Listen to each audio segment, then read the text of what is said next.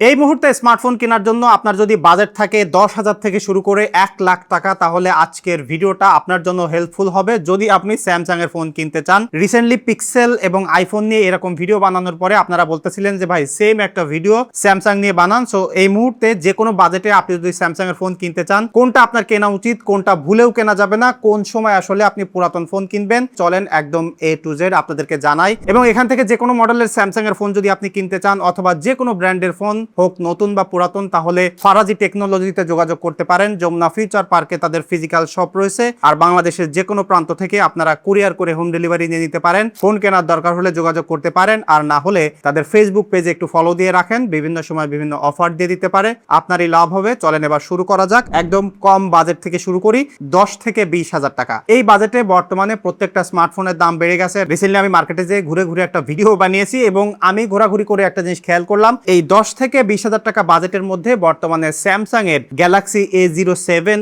Official ফোনটা একটা great value provide করতেছে, যেটা আপনারা 464GB ভ্যারিয়েন্ট কিনতে পারবেন 15,000 টাকায়। তবে যদি আপনার বাজেট থাকে তাহলে এটা 6GB র্যাম দিয়ে কেনেন, তাহলে লং টাইম ধরে চালাইতে গেলে এই ফোনটা আপনার জন্য বেস্ট অপশন হবে। এটার ফুল রিভিউ দেওয়া আছে, ইভেন এই প্রত্যেকটা ফোনের যতগুলো মডেল আমি বলবো তার সবই আমার চ্যানেলে রিভিউ দেওয়া আছে, আপনারা চাইলে দেখে নিতে পারেন। তবে এরপর যদি বাজেট চলে যায় 20 থেকে 30,000 টাকা, তাহলে এখানে বেশ কয়েকটা ফোন আপনি পেয়ে যাবেন, যেমন স্যামসাং গ্যালাক্সি A17 আছে। তবে আমি বলবো এইসব বাদ দিয়ে আপনারা একটা আনঅফিসিয়াল গ্যালাক্সি M36 ফোনটা কেনেন। এটার 8/128GB ভেরিয়েন্ট আপনারা কিনতে পারবেন 25,000 থেকে শুরু করে 25,500 টাকা। এই প্রত্যেকটা ফোনের দাম কম বেশি হইতে পারে সময়ের সাথে সাথে। এক্সিলেন্ট ক্যামেরার এক্সপিরিয়েন্স, এক্সিলেন্ট ডিসপ্লে, ডিজাইন সবকিছু মিলিয়ে এটা একটা গ্রেট প্যাকেজ। তবে যদি আপনার কাছে মনে হয় best of the best Samsung এর ক্যামেরার এক্সপিরিয়েন্স পেতে চাই, পারফরমেন্স পেতে চাই, তাহলে আপনার এই বাজেটে পুরাতন ফোন কিনতে হবে। এবং এর মধ্যে পুরাতন আপনি কিনতে পারবেন গ্যালাক্সি S21, যেটা 24,000 টাকার আশেপাশে কিনতে পারবেন। তবে এই ফোনটা আমি আপনাদেরকে কিনতে সাজেস্ট করবো না।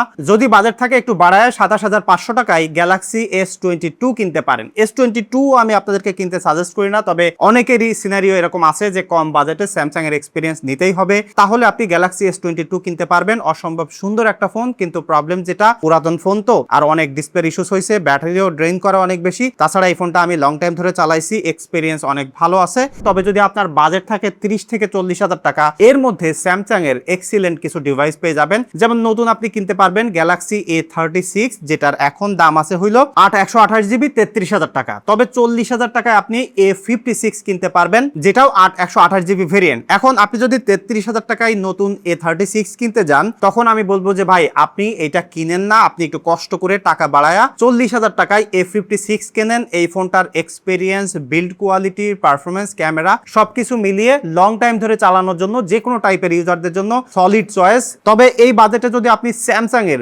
Best of the best experience পেতে চান, তাহলে আপনাকে কিনতে হবে পুরাতন ডিভাইস। এবং এখানে বেশ কয়েকটা ডিভাইস পাওয়া যায়, যে জায়গায় অনেকে কনফিউশনে থাকেন। তো আমি বলবো এই বাজেটে প্রথমত আপনারা গ্যালাক্সি S22 প্লাস পাবেন, ওই ফোনটা অ্যাভয়েড করেন, ওইটা এখন দরকার নাই। এইটার সব থেকে বেস্ট অল্টারনেটিভ হলো গ্যালাক্সি S23 FE। আপনার বড় ডিসপ্লে দরকার, এখানে আছে, ভালো ব্যাটারি ব্যাকআপ পাবেন, ভালো ক্যামেরা এক্সপিরিয়েন্স পাবেন, ভালো ডিসপ্লে পাচ্ছেন এবং লেটেস্ট সফটওয়্যার সাপোর্টও আপনারা পেয়ে যাবেন। তো আমি বলবো যে 30 থেকে 40,000 টাকা বাজেটের মধ্যে গ্যালাক্সি S23 FE আপনারা কিনতে পারবেন, যেটার দাম হলো মাত্র 32,000 টাকা। এর থেকে একটু টাকা বাড়াইলে মানে 37,000 টাকায় আপনি কিনতে পারবেন গ্যালাক্সি S23, যেটা একটু কম্প্যাক্ট সাইজের ফোন। এখন আপনার কাছে যদি কম্প্যাক্ট সাইজ ম্যাটার করে এবং স্যামসাং এর একদম ফ্ল্যাগশিপ ক্যামেরা প্রসেসিং আপনি পেতে চান, তাহলে S23 কিনতে পারেন। রিসেন্টলি আমি S23 আর S23 FE এর একটা কম্পারিজন করছি, ওইটা দেখলে আপনি এই দুইটা ফোনের যে দামের তফাৎ আছে বা কোথায় পার্থক্য আছে সেটা বুঝে ফেলতে পারবেন। তবে এই বাজেটে যদি সব থেকে সেফেস্ট ডিলের কথা আমি বলি, তাহলে 39,000 টাকায় আপনারা গ্যালাক্সি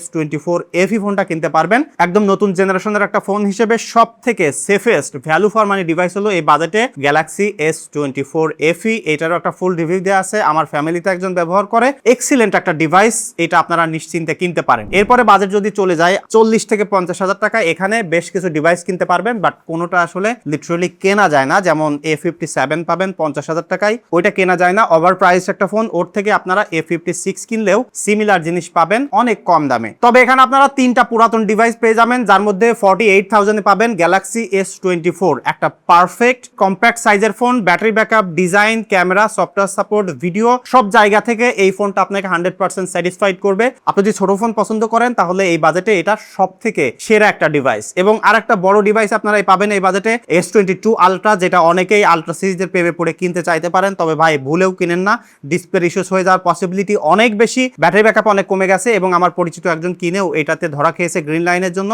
তবে এই বাজেটে যদি আপনারা গ্যালাক্সি S23 প্লাস ফোনটা পেয়ে যান তাহলে ওই ফোনটা দৌড়া যেয়ে কিনবেন। ভালো ব্যাটারি ব্যাকআপ, ভালো পারফরমেন্স, ভালো ডিসপ্লে, ভালো ক্যামেরা, একটা কমপ্লিট প্যাকেজ বড় ফোন হিসেবে পেয়ে যাবেন। তবে প্রবলেম হলো এই ফোনটা মার্কেটে খুবই কম পাওয়া যায়, যে কারণে আমি তেমন একটা সাজেস্ট করি না। এরপরে যদি আপনার মনে হয় যে ভাই এই বাজেটে আমি নতুন ফোন কিনতে চাই, তাহলে আমি বলবো যে আপনি বাজেট বাড়ান, 50 থেকে 60,000 টাকার মধ্যে যান, আপনি গ্যালাক্সি S24 FE ফোনটা ব্র্যান্ড নিউ কেনেন। এটার 128 জিবি বর্তমানে বিক্রি হচ্ছে 52,500 টাকায়, বা সামান্য একটু কম বেশি হতে পারে। তবে যদি এটা স্টোরেজ বেশি লাগে সেক্ষেত্রে আপনি 8256 জিবি কিনতে পারেন, 57,000 টাকার আশেপাশে কিনতে পারবেন। প্রাইস পয়েন্টের মধ্যে এটাই সব থেকে সেফেস্ট ডিল। এবং আমি বলবো 50,000 টাকার আশেপাশে যদি আপনার বাজেট থাকে, নিশ্চিন্তে একটা ফোন কিনতে চান, তাহলে অন্য যে কোনো ব্র্যান্ডের সাথে কম্পেয়ার করলেও স্যামসাং এর এই ফোনটা সব থেকে সেফেস্ট ডিল। এরপরে যদি আপনার বাজেট চলে যায় 60 থেকে 70,000 টাকা, তাহলে এখানেও সিমিলার একটা ডিভাইস আপনি পাচ্ছেন, গ্যালাক্সি S25 FE, যেটার নতুন দাম বর্তমানে 8256 জিবি 66,500 টাকায় কিনতে পারবেন। এটাও এই বাজেটে একটা সেফেস্ট ডিল। এবং এই বাজেটে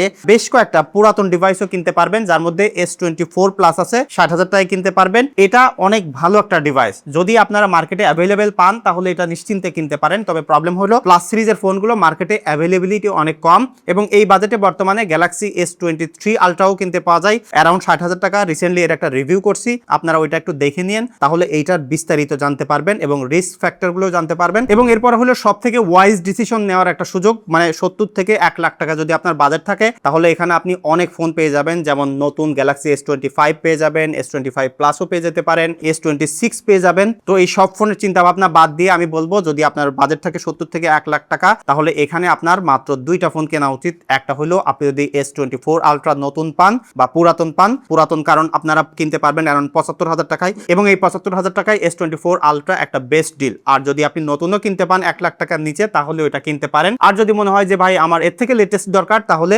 S25 আলট্রা কিনতে পারবেন, যেটাও কিন্তু আপনারা 1 লাখ টাকার কমে 90,000 টাকার উপরে পেয়ে যাচ্ছেন। এবং এটা আমি বলবো যে এই বাজেটে সব থেকে স্মার্ট ডিসিশন হবে আপনার কেনা। ইভেন এই বাজেটে আইফোনকে রেখেও এটা আমি আপনাদেরকে কিনতে সাজেস্ট করবো, কারণ এই বাজেটে 15 Pro Max পাওয়া যায়, যেটা কিন্তু এই S25 আলট্রার ধারে কাছে নাই। আর যদি মনে হয় যে ভাই আমি নতুন কিনতে চাই, তাহলে নতুন S25 আলট্রাও কিন্তু বর্তমানে 1,08,9,000 টাকার মধ্যে আপনারা কিনতে পারবেন, সেটাও দেখতে পারেন। আর এরপর যদি বাজেট থাকে একদম লেটেস্ট S26 আলট্রা কিনতে পারেন। তো এই ছিল মূলত আমার চিন্তা ভাবনা বা আপনাদের জন্য সাজেশন। আর বাকি যেগুলো আমি মেনশন করিনি, হয়তো বা ওগুলো অর্থিত ছিল না বা প্রয়োজনীয় ছিল না। তবে যদি আপনার কাছে মনে হয় যে এর মধ্যে অন্য কোনো ফোন আরো গুরুত্বপূর্ণ আছে, বা আপনার কাছে মনে হয় যে ভালো, বা স্যামসাং এর কোনো ফোন ব্যবহার করেন কিনা, এক্সপিরিয়েন্স কেমন, কেউ গ্রিন লাইনে ধরা খাইছেন কিনা, অবশ্যই কমেন্ট করে জানাইতে পারেন। তাহলে অন্যরা যারা কিনতে চাচ্ছে তাদের ডিসিশন নিতে সহজ হবে। আর এই মুহূর্তে ফোন কিনতে চাইলে ফারাজি টেকনোলজিতে যোগাযোগ করতে পারেন। দেখা হচ্ছে পরবর্তী ভিডিওতে। ধন্যবাদ সবাইকে।